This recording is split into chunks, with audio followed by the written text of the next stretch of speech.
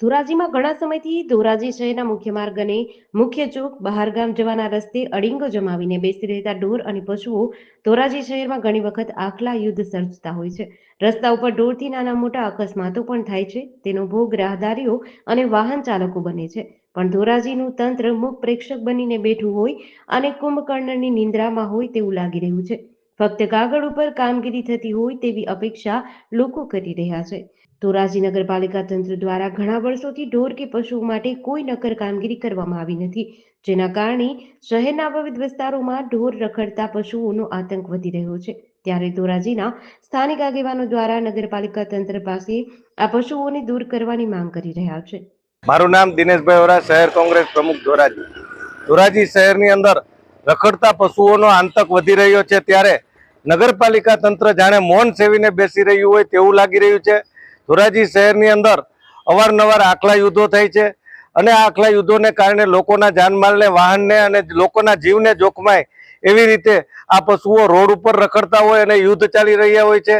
ત્યારે અનેક વખત નગરપાલિકાને રજૂઆત કરવા છતાં આ નગરપાલિકાનું તંત્ર કોઈ કાર્યવાહી કરતું નથી। રાજ્ય સરકાર જ્યારે જાહેરાત કરે ત્યારે આ નગરપાલિકાનું તંત્ર સુરવીરતા બતાવવા માટે ખાલી માત્ર પેપરોની છાપાની અંદર જાહેરાતો કરે છે કે શહેરની અંદરથી રખડતા પશુઓ પકડવામાં આવશે, પરંતુ આ કાર્યવાહી માત્ર કાગળ ઉપર કરવામાં આવે છે અને નગરપાલિકા દ્વારા કોઈ કાર્યવાહી પશુઓને પકડવાની કરવામાં આવતી નથી। અમારી માગણી છે કે શહેરની અંદરથી રખડતા પશુઓને પકડવામાં આવે અને લોકોને ભયમુક્ત કરવામાં આવે। મારું નામ અવિનાશ વઘાસિયા છે। હું રાજકોટ જિલ્લાનો ધોરાજી ગામનો રહેવાસી છું। તાજેતરમાં બનાવ બનેલો કે ધોરાજીમાં ગાયોના નામે લાખો રૂપિયાના કાર્યક્રમો થાય છે, બહુ સારામાં સારી વાત છે, આ કાર્યક્રમો થવા જ જોઈએ।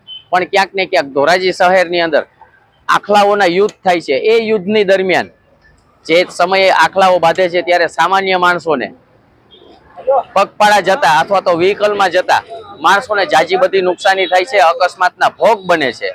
હરેક જગ્યાએ મુખ્ય માર્ગો ઉપર અથવા તો કોઈ પણ વિસ્તાર ઉપર તમે જોઈ શકો છો કે ગાયો અને આખલાઓ જેમ તેમ રખડે છે।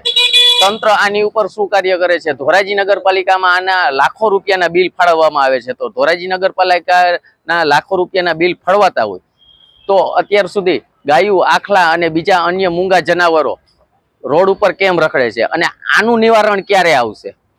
શું તમારી માગણી? અમારી માગણી એટલી છે કે જે તંત્રએ આ ખાડા કાન કર્યા છે, તંત્ર આની ઉપર પૂરતું ધ્યાન દે અને આની ઉપર યોગ્ય કાર્યવાહી કરે, જેથી કરીને સામાન્ય માણસોના જીવ બચી જાય।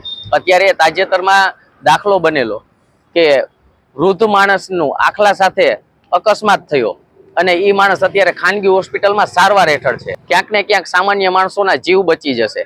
GDC ન્યૂઝ સાથે વિપુલ ધામેચા, ધોરાજી।